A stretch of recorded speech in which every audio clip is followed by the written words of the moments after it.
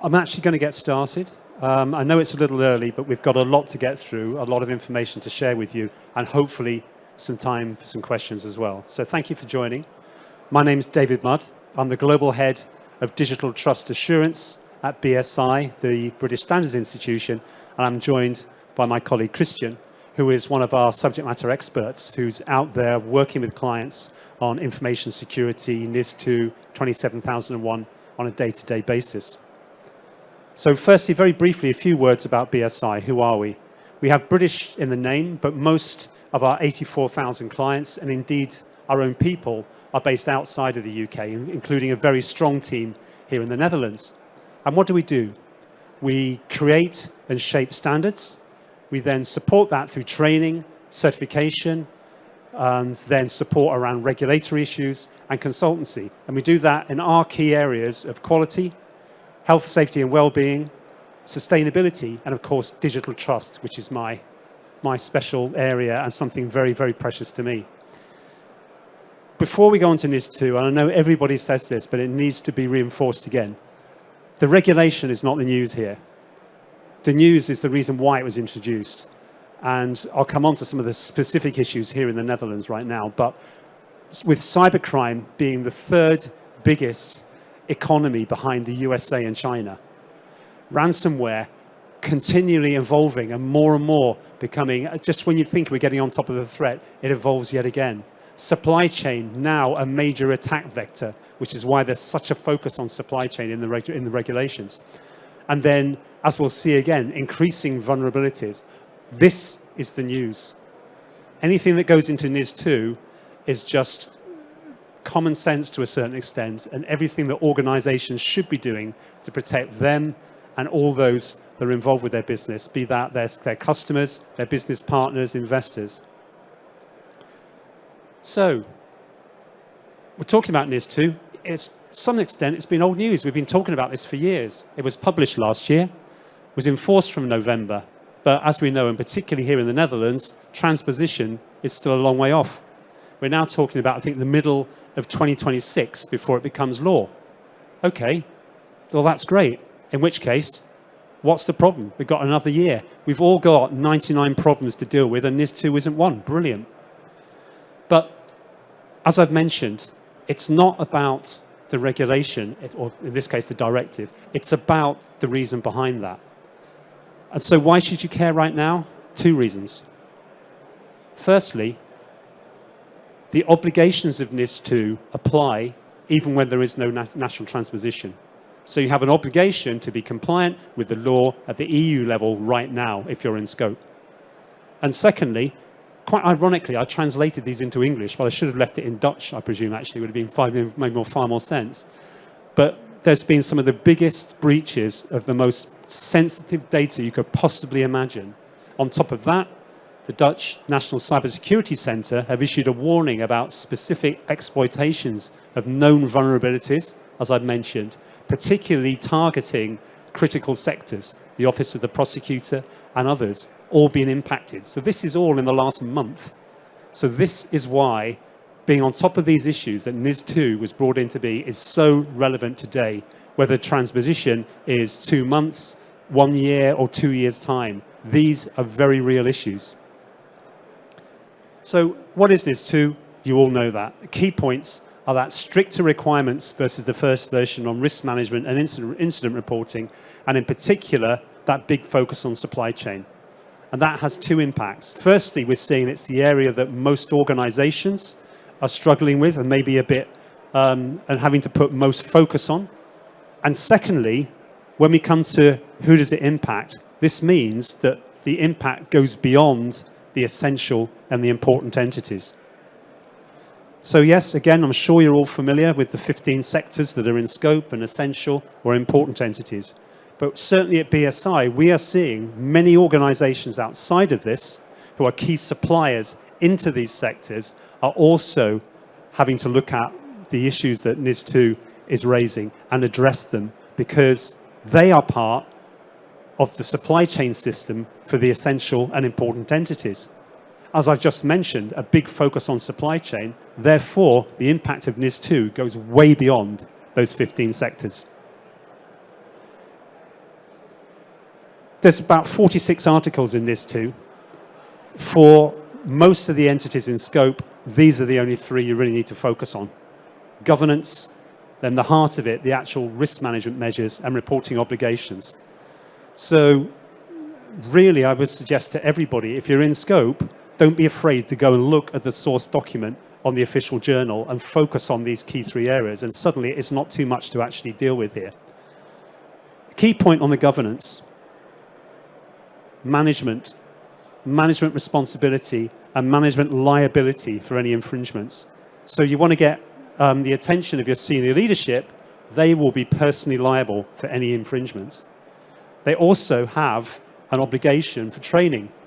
And I don't mean training to mean they don't click on the phishing emails, as they so often do, but this is training to actually do the job of governance and risk management for cybersecurity. There is a mandatory obligation to have training. So that's the first key point. So this goes way beyond an IT issue, and using this really is the way to engage with your leadership and make sure that you're getting the support you need to really ram this home. The next thing there is around the risk measures. Now, what's really good is that it's a kind of appropriate, to the level of risk. So a risk-based focus here, and also proportional, which is great. That provides flexibility. What is right for one big global organization with a very heavy digital footprint is going to be very different to a small business operating just within the Netherlands and with very little digital footprint. So that's great. However, with that flexibility comes a lack of certainty around compliance. Have I done enough? Have I done right? Have I done too much? So that flexibility is very useful, but does cause some uncertainty. Looking at what those measures are, this is a kind of summary of the 10 minimum requirements. These are minimum requirements, 10 requirements. On top of that, you've got that general governance I mentioned, and also some reporting obligations. So you think 10 requirements, that's not too much. But if you look at the detail, what's behind some of these requirements, you can see some of them are very complex. Supply chain, specific related aspects, relationships with all your direct suppliers. Security throughout the whole life cycle of your network and information systems. And then one of them lumps together three very different and quite complex issues: human resources security, access protection, and asset management. So within that 10 requirements, there's actually quite a lot to deal with there. So how can we start to manage this through what we're doing already? Going back here a second, most of this, for all of you who know 27001, implement it, are certified by it, this is old hat, you know that. But there are a few subtleties in here. Nevertheless, 27001 is by far the most pragmatic route to actually being able to evidence compliance with those requirements. So each country implements international law, and 27001 can provide a baseline with how you comply, whether it's the Netherlands or whether it's any of the member states. Belgium, being one of the most proactive here, and has actually pronounced formally that all essential entities need to have regular compliance assessment. And if you have 27001, that is your route forward, or one of the routes forward. However, subject to acceptability of the scope and statement of applicability. That's quite an interesting one. I've had a couple of conversations with the director of the authorities in Belgium, who are very pragmatic and flexible on it. And if anyone wants to pick up on those specifics with me, please come to our booth, which is booth E610, as you'll see at the end, and I can discuss that further. But nevertheless, that pragmatic route of using existing international best practice, Belgium has recognized as a way forward. And I would like to see more of the authorities do the same. Another important point to make: if you are one of these organizations, so in particular looking at, for this audience, cloud services, managed security providers, managed service providers, or data centers, because they are very cross-border, the Commission have created an implementation regulation, and there's a QR code to it. And that gives very detailed implementation guidance and requirements, which is pretty much entirely lifted from 27001. So that really provides some clarity if you're in one of those sectors. And like I said, please do go and download your copy from the official journal.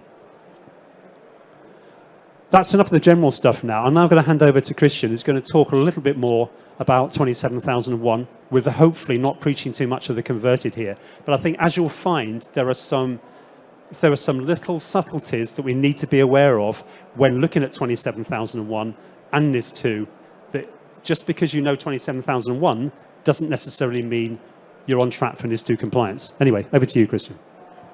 Oh, don't spoil it all for me, please. Thank you very much. First of all, is there anybody in the room not speaking Dutch? One? Okay. I can cheat a little bit every now and then. I will do it in English for you especially, okay. And whenever I don't know the English word, I just do it in Dutch, okay.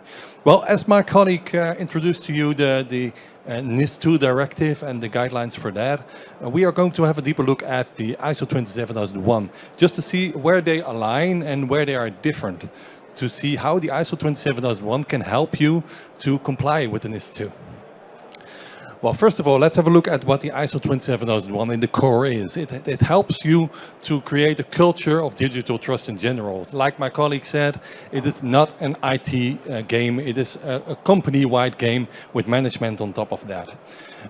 It manages the supply chain and ICT business continuity, and it includes more than 90 security controls that you can flexibly implement into your organization based on your context.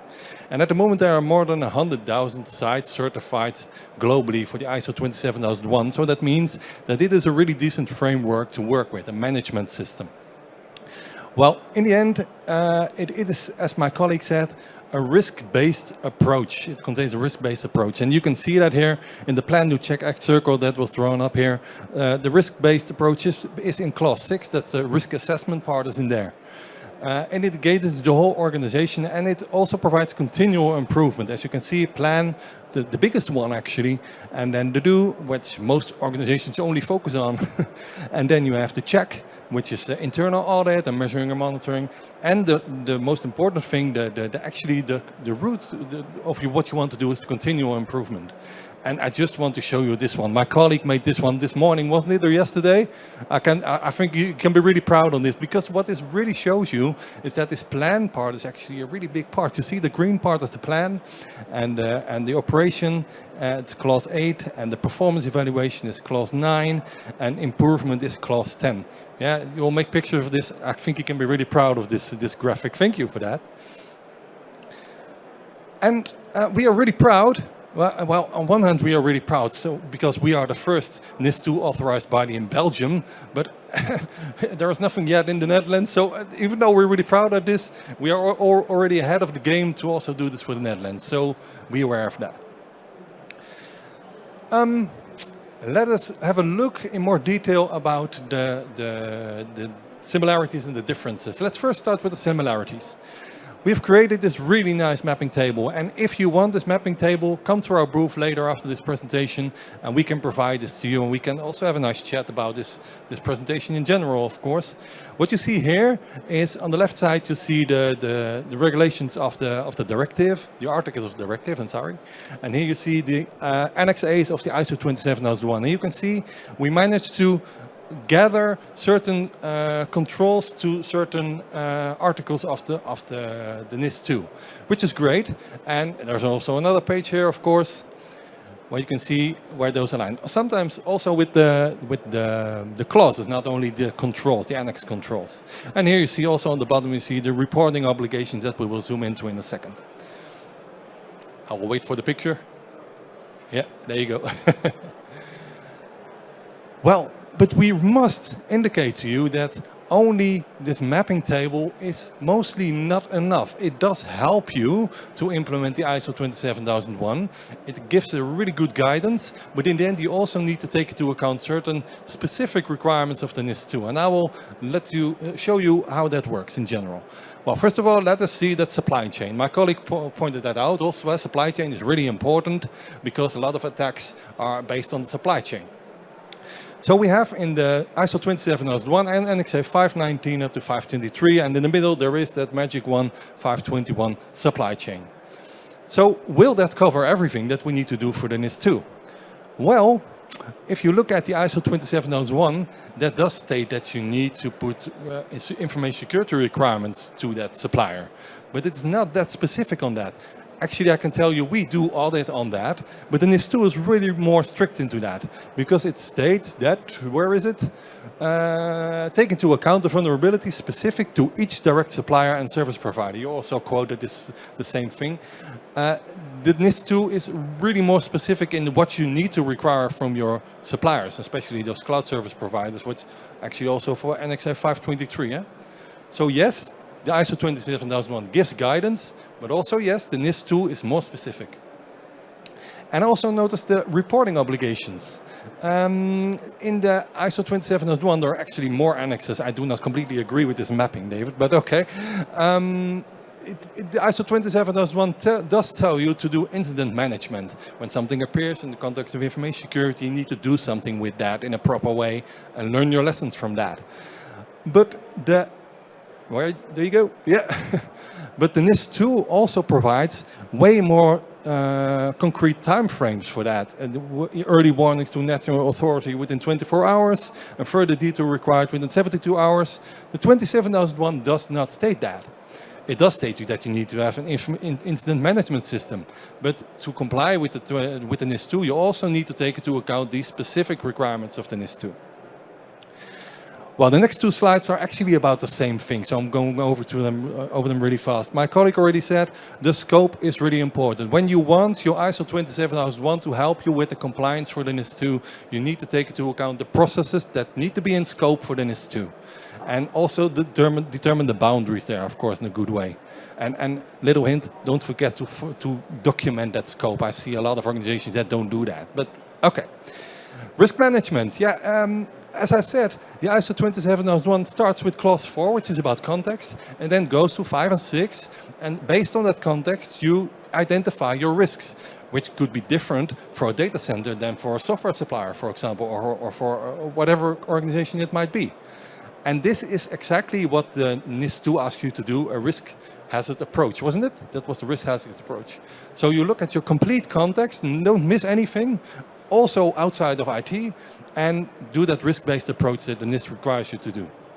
And that statement of applicability is interesting based on the fact that you need to show the reason for inclusion. And we already see a lot of organizations that have reason for inclusion, some kind of compliance or laws or regulation. The NIS2 can also be part of that, of course. And this is the same slide, sorry. Well, to summarize this a bit, and actually do that in a second, but the most important message that we want to bring across to you is that the NIS2 tells you what to do, what needs to be done, and the ISO 27001 tells you how to do it. But always consider what the NIS2 tells you specifically. So you can actually, just with the Plan, Do, Check, Act, you can also do it the same way here. You can implement the controls from the mapping table, and then go back and check, did we comply now with the NIS2? And make a circle of that. So, the best practice is how to do it.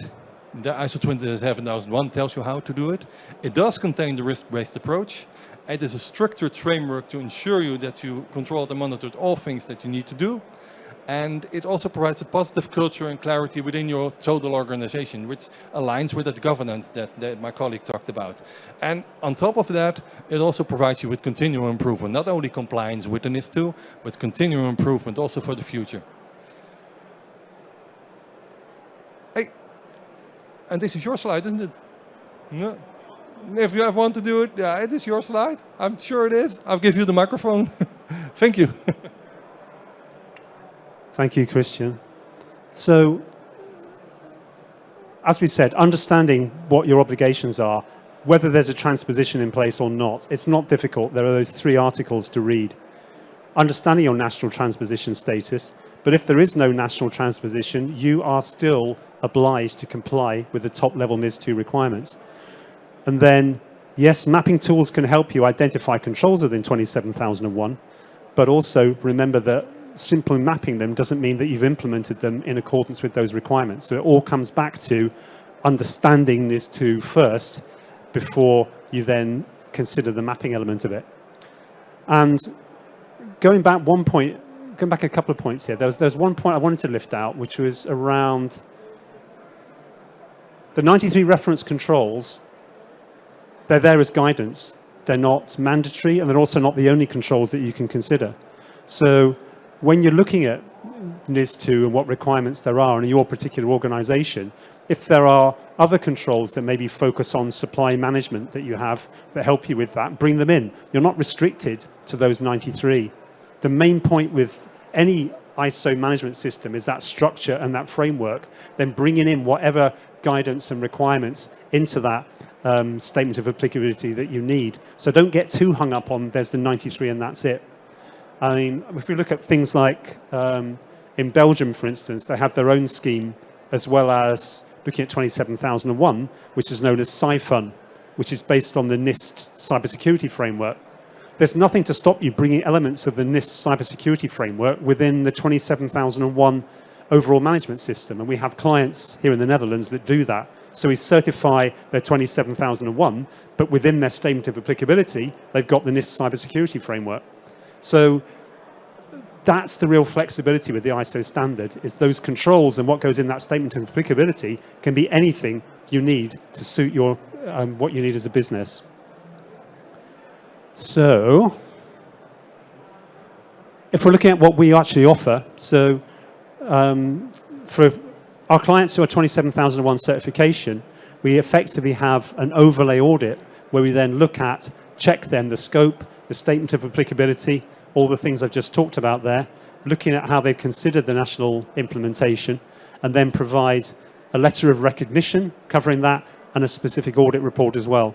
So it doesn't matter whether there's been a national transposition or not, or whether you're in different locations around Europe. This is a route then to provide some level then of evidence and right now, today, that you are doing what you should be doing to comply with NIS2. And why us? One thing I didn't mention at the start really is around the fact that we're governed by Royal Charter, which means we are independent of government and we're also independent of shareholders. We have a mandate to work for the public good, to support you, to support industry in building a better and smarter future. And any profit we make has to go back into our business to improve our services and improve what we deliver to you. So a key part of what we do is really also bringing awareness and sharing information and bringing communities together. And I hope this has brought some useful insight, even to those of you who are familiar with 27001. Hopefully we've shown a couple of new dimensions to that too. So thank you for your time. We're at booth E61. There's a link to our website as well, but hopefully managed to leave a little bit of time for questions. So do we have any questions in the room? Or have I just stunned you all to silence? Hopefully we've solved every problem. You can all now put your feet up like on that chair thinking that's NIS2 covered. Well, if there are no questions, then thank you for your time. Please do come and visit us on the booth over at EO61, and thank you very much. Goodbye.